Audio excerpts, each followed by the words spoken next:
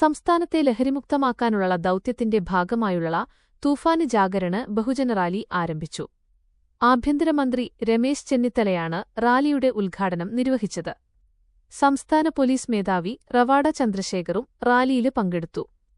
പെരുമ്പാവൂരിലെ ലഹരിയുടെ ക്യാപിറ്റല് എന്ന കുപ്രസിദ്ധിയിൽ നിന്ന് മോചിപ്പിക്കുകയാണ് ലക്ഷ്യമെന്ന് രമേശ് ചെന്നിത്തല പറഞ്ഞു.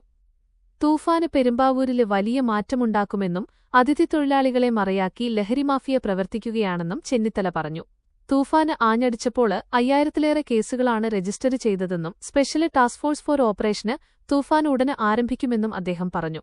കർണാടക, തമിഴ്നാട്, തെലങ്കാന, പുതുച്ചേരി, കേരള ഡിജിപിമാര് പങ്കെടുക്കുന്ന സംയുക്ത യോഗം ഉടന് ചേരുമെന്നും അതിർത്തി വഴി ലഹരി കടത്തുന്നത് തടയുകയാണ് ലക്ഷ്യമെന്നും ചെന്നിത്തല വ്യക്തമാക്കി. ഇതര സംസ്ഥാന തൊഴിലാളികളെ മറയാക്കി പ്രവർത്തിക്കുന്ന മലയാളികളുണ്ട്. ലഹരിയുടെ വേരറുക്കാതെ പോലീസ് പിന്മാറില്ല.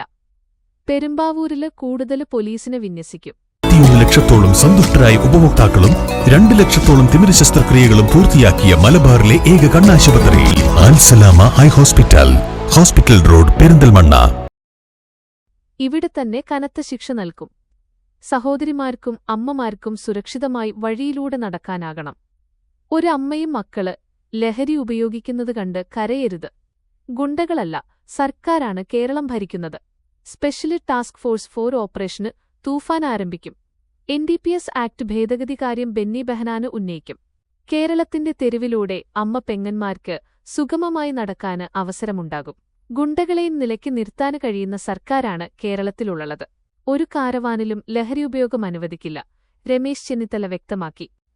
രാജ്യത്ത് ഏറ്റവും കൂടുതൽ ദിവസവേതനം നൽകുന്നത് കേരളത്തിലാണെന്നും ഗുജറാത്ത് ഉൾപ്പെടെ മറ്റ് സംസ്ഥാനങ്ങളില് 350 രൂപയാണ് ദിവസക്കൂലിയെന്നും ചെന്നിത്തല പറഞ്ഞു.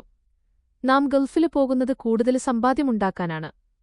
വാസ്തവത്തില് അതിഥി തൊഴിലാളികളുടെ ഗൾഫാണ് കേരളവും പ്രത്യേകിച്ച് പെരുമ്പാവൂരും. ധാരാളം തൊഴിലാളികള് ഇവിടെ തൊഴില് തേടി വന്നു. പെരുമ്പാവൂരിലെ തടി, പ്ലൈവുഡ് വ്യവസായങ്ങള് കുതിച്ചുകയറി. വ്യാവസായികമായും സാമ്പത്തികമായും മുന്നേറുന്ന പെരുമ്പാവൂരിന്റെ ആ മുന്നേറ്റത്തിന് നേതൃത്വം കൊടുത്ത വ്യവസായികളെ ആത്മാർത്ഥമായി അഭിനന്ദിക്കുന്നു. പെരുമ്പാവൂരിന്റെ വളർച്ചയിലും സുരക്ഷയിലും ആഭ്യന്തര വകുപ്പിന് കൂടുതൽ ശ്രദ്ധയുള്ളതുകൊണ്ടാണ് തൂഫാന് ജാഗരണ് ഇവിടെ നിന്നും ആരംഭിക്കാന് തീരുമാനിച്ചത്, ചെന്നിത്തല കൂട്ടിച്ചേർത്തു. അതേസമയം സംസ്ഥാനത്തിന്റെ ലഹരിവിരുദ്ധ ദൗത്യമായ ഓപ്പറേഷന് തൂഫാന് ദി നാർക്കോ ഹണ്ട് ആരംഭിച്ച് 1 മാസം പൂർത്തിയായി. 1 മാസത്തിനുള്ളില് 30 കോടി രൂപ വിലമതിക്കുന്ന ലഹരിവസ്തുക്കള് പോലീസ് പിടിച്ചെടുത്തു.